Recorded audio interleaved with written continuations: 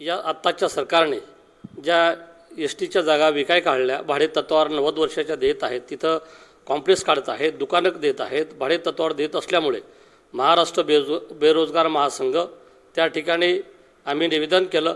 बरेच दिवसापासून आम्ही त्यांना निवेदन देतो, परंतु ते काही ऐकायला तयार नसल्यामुळे आम्ही त्यांच्या विरोधामध्ये लगेच हायकोर्टामध्ये याचिका दाखल करणार आहे।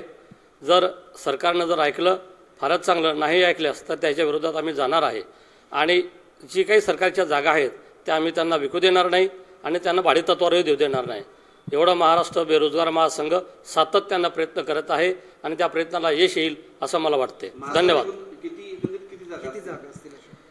नाही, हजारो एकर जमीन आहे, आकडा आपल्याला सांगता येणार नाही जोपर्यंत सातबारा आपल्याकडे उपलब्ध नाही। सातबारा जसं आता उदाहरणार्थ आमचा रिसोर्टचं आम्ही जर घेतलं तर आमच्या रिसोर्टची डेपोची जागा 6 एकर जमीन आहे, त्यातली 3 एकर जमीन एसटी स्टँडला आहे आणि 3 एकर जमीन ही बस स्टँडला आहे। त्यामुळं असं हजारो एकर जमीन आहेत।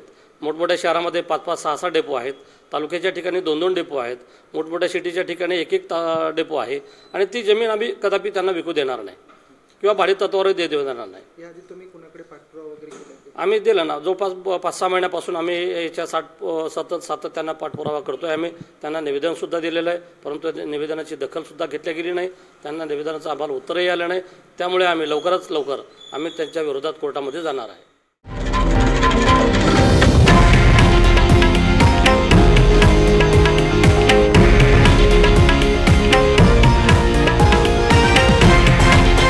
हे आहे देशातील नंबर 1 न्यूज नेटवर्क आणि आपण पाहत आहात TV9 मराठी, एकमेव।